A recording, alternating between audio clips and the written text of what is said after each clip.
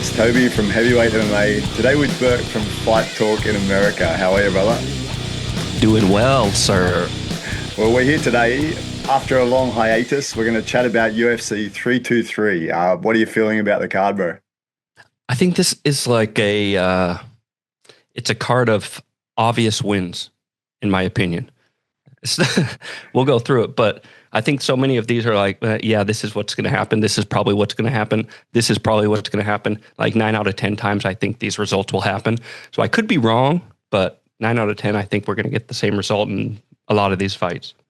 Well, man, as of right now, my shares today are getting destroyed. So let's lead some people into some destructive bets because, as everyone probably knows, I'm a degen and I like to choose long odds. So let's go top to bottom, man. Everyone goes bottom to top. Let's go top to bottom.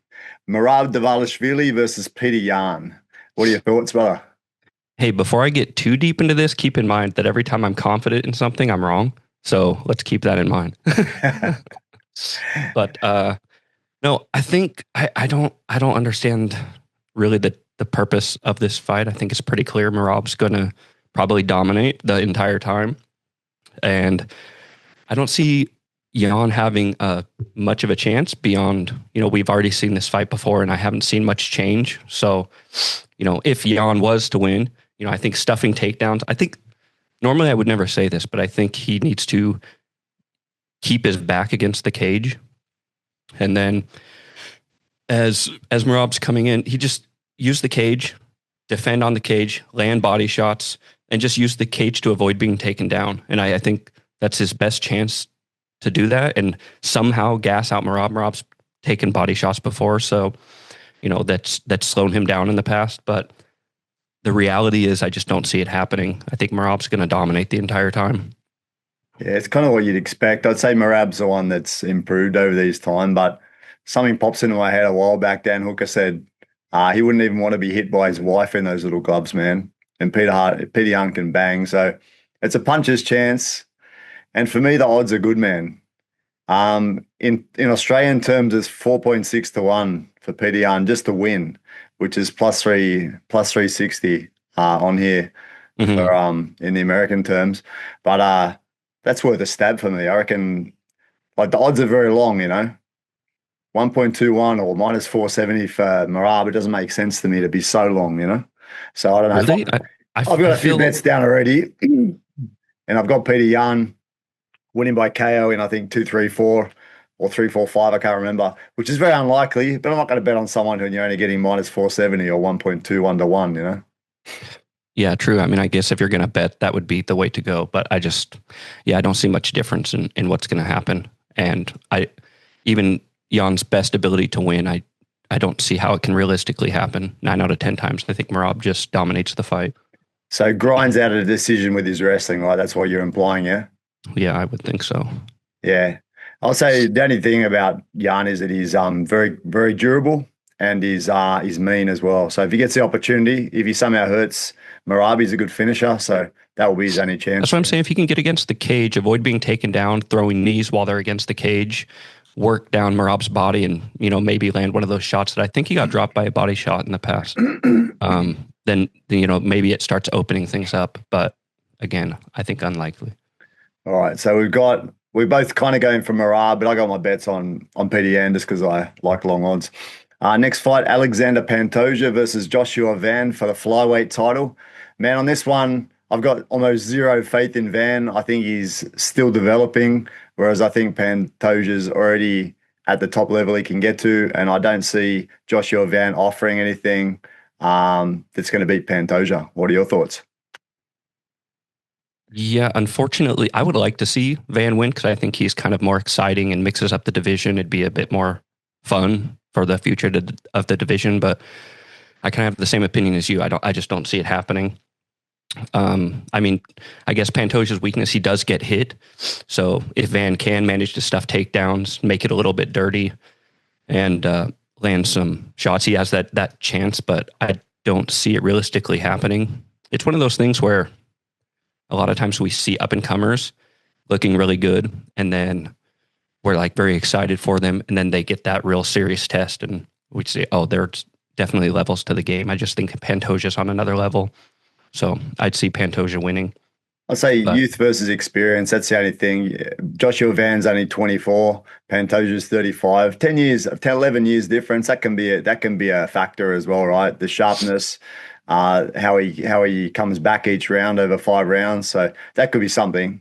there is that statistic. I don't remember what it was, but it was something about champions after age 35, something about the amount that they lose, which was significantly higher. I can't remember what it was, but champions over 35 losing a significant amount of the time. So that is something to keep in mind.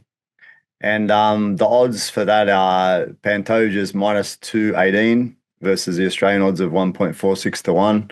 Joshua Van's plus 180 or 2.8 to 1 to win.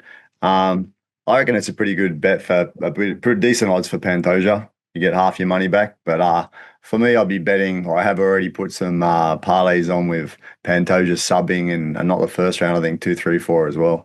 So that's my bet. I'm saying Pantoja by sub in 2, 3, 4. Your thoughts? What was that? I think I put also get submitted in round 3 or 4. Yeah, I think Van's going to come out. He's going to end up getting slowed down. He's probably going to wear himself out a little bit. Pantoja's going to start getting takedowns and then kind of controlling position. And I put submitted in round 3 or 4.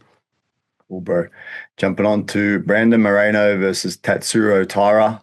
Flyweight fight. Brandon Moreno, crowd favorite, very experienced, super durable chin, super high volume striking, great submissions.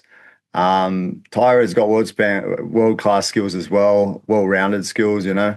I don't know him as much, though. He seems to be a strong grappler, has got finishing skills, but I'm not really sure about his skills. I kind of just bank on Moreno for his experience. What about you? I was feeling similar. Like it's another one of these people I'm not super familiar with. You know, he's been in the UFC for a while, but you know, he's hasn't been up in those top fights. And so you can look really good and then you get one of these top guys and it suddenly again levels to the game. I think Brandon Moreno ends up winning. He's got a gas tank, his scrambling.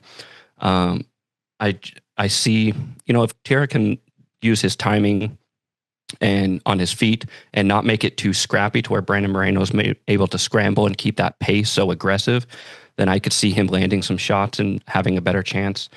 But yeah, overall, I would say I see Moreno kind of in the beginning. I think it'll be more scrappy and then him just kind of slowly taking over and winning through cardio and pressure. Nice, man. The odds actually have Taira as the favorite, minus 140 or 1.71 to 1. Moreno plus 110 or 2.1 to 1. So it's a decent bet for Moreno if you're a fan, I guess. Yeah, I was kind of surprised when I saw that because when I was going through it, I thought Moreno was more of the obvious pick. And then I went back and watched one of the other fights and Taira, like he had good movement and on his feet and whatnot, but Moreno's just he's proven and a lot more proven against high level. So I'm leaning that way. Next fight, Henry Cejudo versus Peyton Talbott. You know, you said there's always all these clear fights. For me, being a degen gambler, I seem to be going the opposite of all the odds.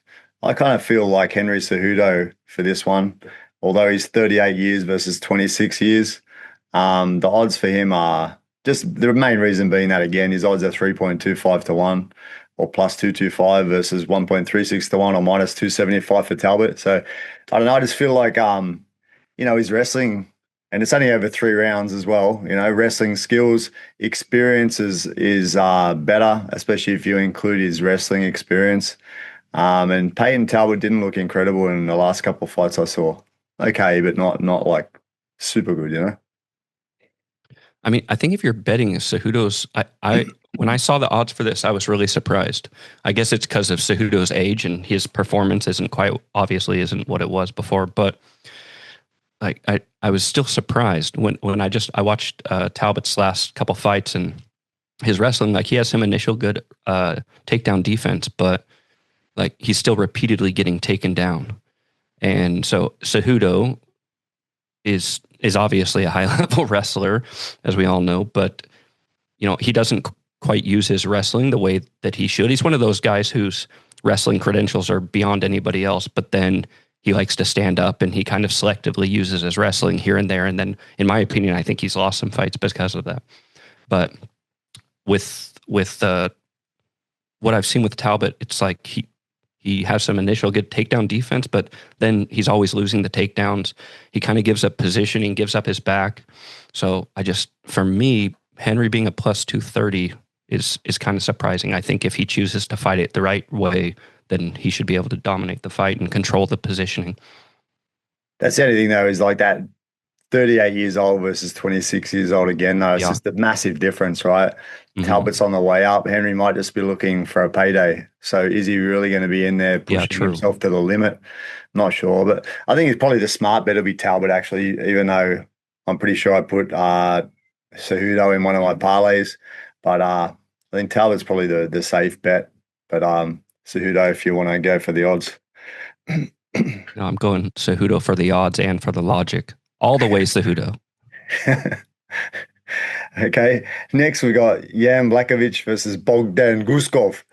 I'll defer to you because I'm not a Bogdan Guskov expert. Oh, honestly, this one I bypassed. I didn't go much into it. So, I'm going to go with Jan from experience. I'm not familiar with Bogdan Guskov.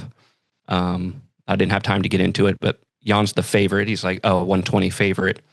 But I would presume, I'm just going to go with the odds on this one.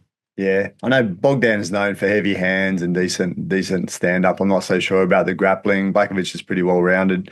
I'll go for that, man. I'll go for Blachowicz as well.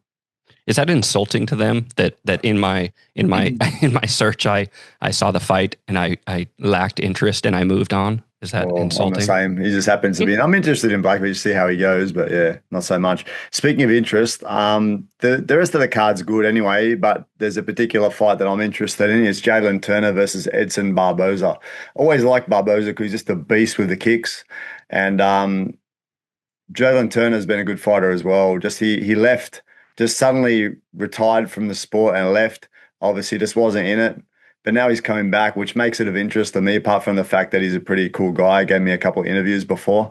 I'm interested in the fight, man, and I'm interested in how it goes. Interestingly enough, like Jalen Turner's the big favorite in this one, minus 300 or 1.33 to 1 versus Edson Barboza, who's plus 240 or 3.4 to 1. I kind of thought it'd be closer considering Jalen just departed from the sport. Like he's not in it. His mind's not in it. And now he's coming back and people expecting him just to walk in and get a win. It's kind of unusual odds for me. I think it's got to be connected to the age. Barboza's what, like 40, 39 or 40 or something? 39 versus 30, yeah. Yeah, it's a big age difference. The thing is, Barboza, I never know what's coming because sometimes he is just insane on this high level of striking. Other times he's not. He's hesitant. He's backing up. So you don't know which Barboza is going to come. But I'm going to go with Barboza. He's not the favorite, but I don't think he's going to be worried about a takedown in this fight. I think this is going to be more of a stand-up fight, and he's going to be able to cut loose. Who knows how many more fights he has. So I'm going to go with Barboza. I think that's my hope. I would like to see him get some wins. I think if Jalen's got his head in order, I reckon his range 6'3" versus 5'11", it can make a difference. He uses his range relatively well at times, like he can use it. And both these guys are going to be looking to strike. So that's where it might be interesting. I don't think either of them really be looking at taking it down, although Jalen was working wrestling for some time, trying to improve that area. I think that he's a strong guy. He's knocked a few people out. I think like you said, if we get the Edson in a few of those fights where he's not as explosive as he used to be, then we might find Jalen using his range to like take him out. But yeah, it's unknown. I'd like Jalen to win personally from a personal side, which always influences my betting as well. So yeah, I'm just going to say Turner, I think. What do you think?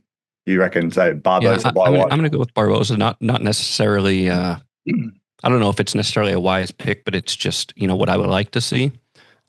He's just so up and down. It's hard to get a real gauge. Yeah, cool. Anything else you want to mention, Bert, about UFC 323? Well, I got to mention do or die for Vittori. Do or die for Vittori. He's on like a 3-fight losing streak. So I would like to see him win. I've always liked him, but he's struggling a little bit lately. But I think this is a good fight for him. Heavy hitter, probably going to be aggressive. I think he can weather the early storm, hopefully land a shot or two, get a takedown, and hopefully get a submission. He's in the prelims, right? Yeah, early prelims. It's crazy, right? He was like headlining cards and that before. Wait, is that early prelims or prelims? I'm not sure if he's early or. I think it might be early, actually. I remember seeing him way down the card. Yeah. Cool. But he was up in title contention not long ago, so I'd like to see him get a win and see if he can come back. Cool. All right, bro. Thanks for your time. Our first one back. Yeah, it's been a long time. See how it goes. Cheers. See ya. All right.